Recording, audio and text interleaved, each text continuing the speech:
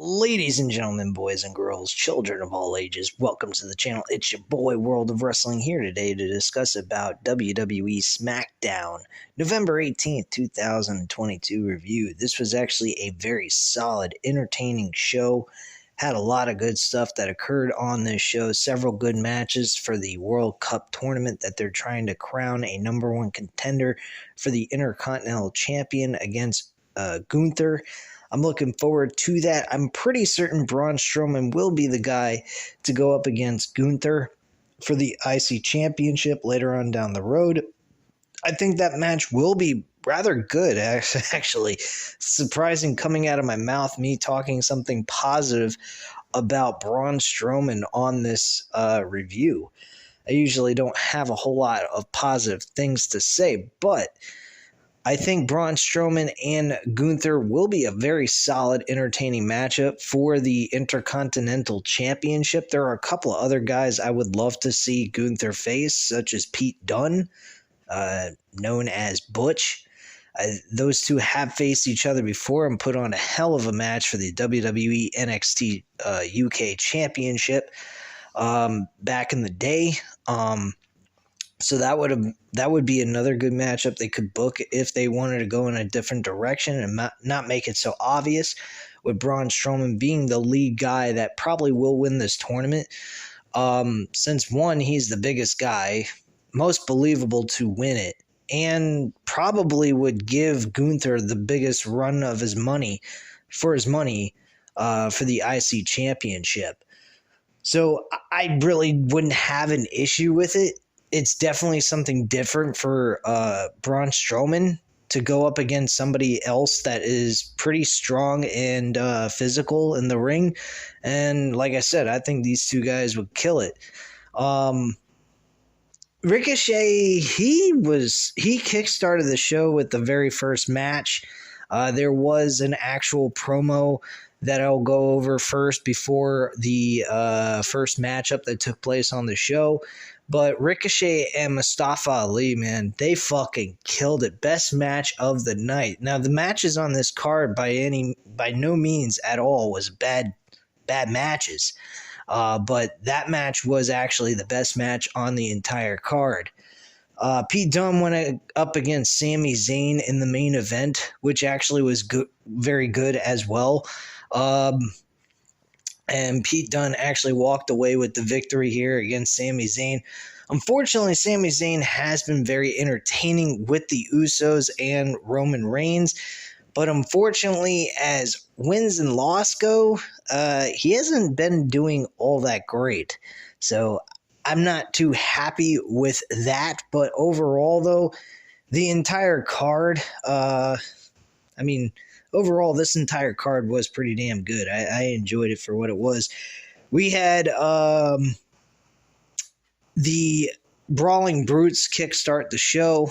They pretty much brought out Drew McIntyre as their fourth guy on their team. They were still looking for their fifth guy, which later on in the main event was revealed as Kevin Owens.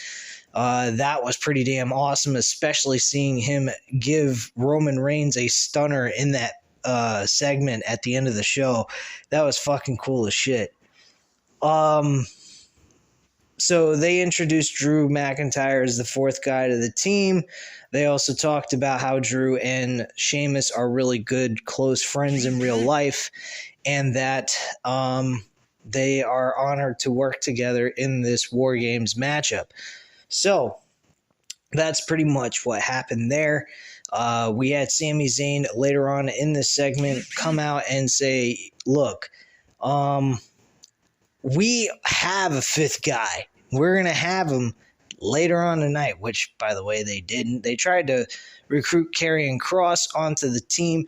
He refused to be part of it after he had a match with Madcap Moss. He said that he'll take those two world championships from Roman Reigns in due time, but he won't need a wolf pack of people to go ahead and achieve that. He will do it by himself. So there was really no mention of a fifth member. Why? I don't know. I don't know why Sami Zayn isn't the guy to be the fifth member on the show. or on the group, in the group, because he is the honorary Uce. So I don't know why they need to look for a fifth man when they already have the fifth man. And they have Solo Sikoa as their other guy. So I'm not quite getting this. This seems a little odd and a little strange. But he guaranteed that there would be victory for the Bloodline at War Games, no doubt about it, and that they will go out on top.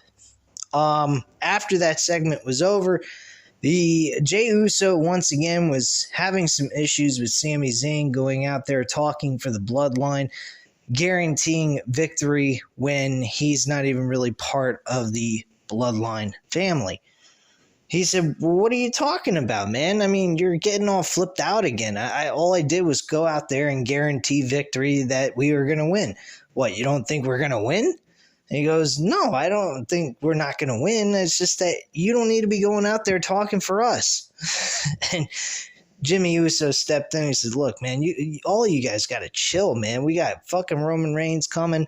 He's going to be ready, and we got to get our shit together and stop bickering with one another. So that was that. And there was a little, camaraderie between Jimmy Uso and Sami Zayn during the segment, but Jey Uso still having beef with Sami Zayn. So I'm not quite getting the whole conspiracy theory by Jey Uso. It seems like Sami Zayn is trying to earn the respect of the Bloodline, which I believe he's doing that full-heartedly. His only problem that might go up against him is he's losing too much. That is his only issue that's going to hold him back. But when it comes to defending the guys from the Bloodline, he's always there, and he's always there to take the fall or at least be a help to the team. But unfortunately, as an individual and performer, he has not been winning, which makes him a weak link and eventually will lead him out of the Bloodline. So that's a major problem. The very first match, though, was Ricochet and Mustafa Ali. Folks, this match was fucking unbelievable. Unfortunately, Mustafa Ali has got to be repackaged. I mean, this guy is producing some good matches on these shows. He's been entertaining. He's shown a lot of heart. Unfortunately, he's been coming up short in a lot of his matches, especially against Bobby Lashley, which is very believable and understanding why he would lose to Bobby Lashley. Bobby Lashley is like 3 times the size of Mustafa Ali. So for him to try to go over on Bobby Lashley is not even realistic.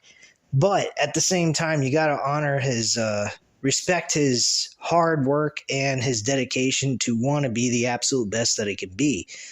Unfortunately, with his booking, he's not been booked correctly. His attire looks pretty ridiculous. But as wrestling goes, he's been hitting on all cylinders. And I think with due respect to Mustafa Ali and the work that he's put in, I think they need to treat him a little bit better booking-wise. But Ricochet walked away with the victory to move on to the second round of the World Cup tournament. So, the next thing that took place on the show is actually Emma and Madcap Moss before Madcap Moss was supposed to go out and have a match with Karrion Kross. Now, there's some sort of storyline here going on with Emma and Madcap Moss, which seems like it could be interesting, seeing Emma as a manager to Madcap Moss. It might help him out a bit, give her a purpose on the show instead of being lost in the shuffle when it comes to the wrestling side of things. And it might help her and him build each other up as a pairing. I think it would be an outstanding idea, and who knows, it might actually happen. We could see a Madcap Moss Emma versus Karrion Kross and Scarlett Bordeaux, but I don't think that is going to happen. Scarlett's not an in-ring performer, so that is really out of the cards. But this was not a bad match. I think Madcap Moss has been doing pretty darn well for himself despite some of the losses he's been suffering here.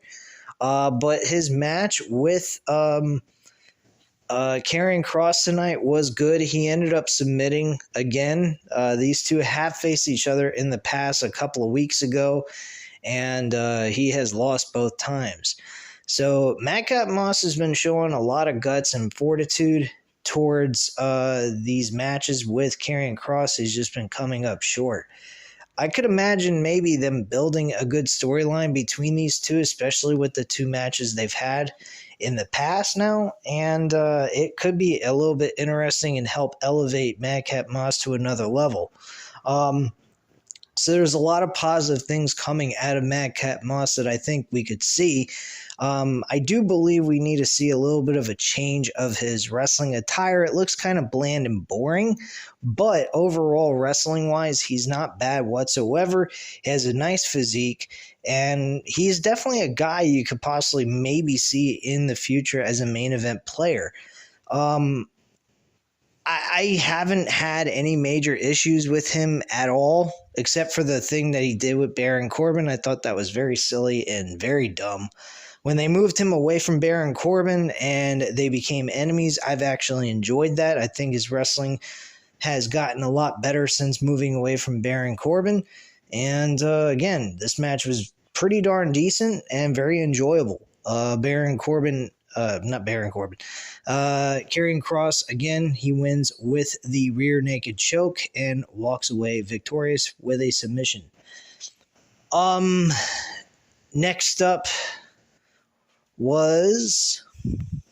Alright, so next up on the show was actually Bray Wyatt coming out, announcing that he has looked at his past and seen what he has done, and that's nothing but anger and leaving trails of blood and ashes all over the place on his opponents. He feels that last week he kind of thinks he owes LA Knight an apology for stepping into his promo backstage, and he wanted to apologize to him instead of going to war with him instead. So out comes LA Knight. LA Knight acts as if he accepts his apology and then goes ahead and slaps him in the face. He then goes ahead and he says, "Now we're even for what you did last week." He then goes ahead and he says, "You know what? I'm still going, I accept that, and I will go ahead and take that as we're even." And he sticks out his hand once again, trying to show compassion and care as a honorable man. And he stuck out his hand, and LA Knight looked like he was going to shake his hand and then slaps him in the face once again. Of course, at this point, this does not make Bray Wyatt very happy. He's sitting on the mat, acting as if he's Mick Foley in a certain way, with his eyes glazed like a raving lunatic, with no emotion attached to his face.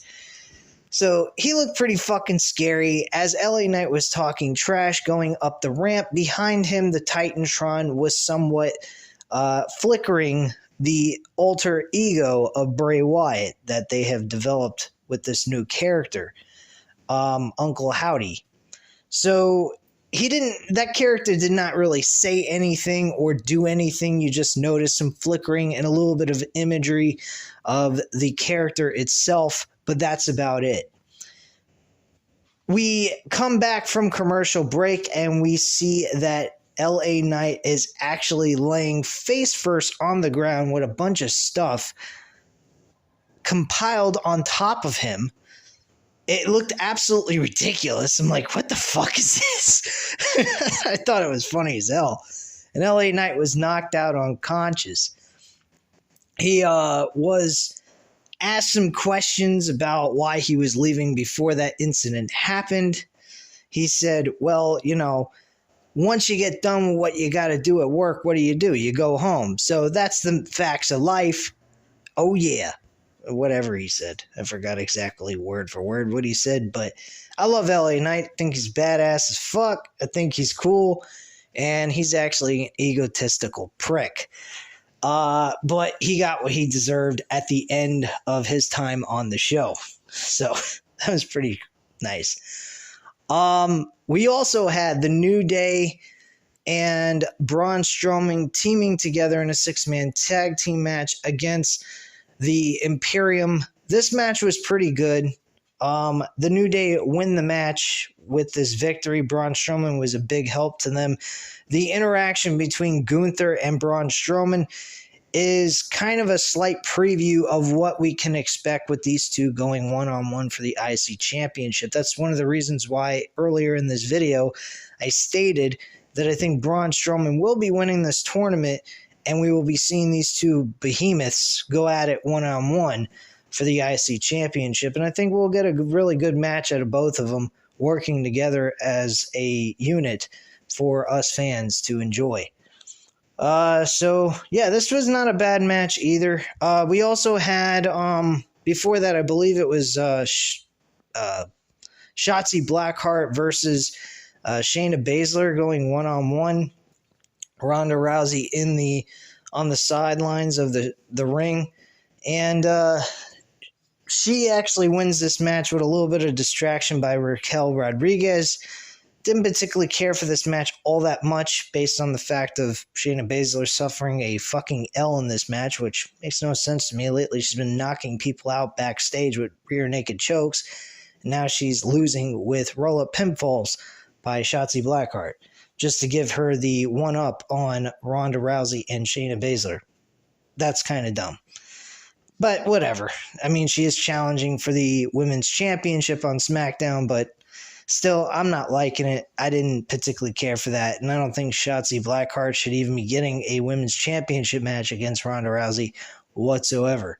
Not saying I hate her guts or anything, but her matches have not been exactly that great. She hasn't been winning a lot anyway, so her being in this match for the Women's Championship on SmackDown, I'm not too keen on. I'm very certain Ronda Rousey will win this hands down with no problem. We then had the main event. The main event actually was with Pete Dunne and Sami Zayn. This match was a solid matchup as well. I enjoyed it for what it was.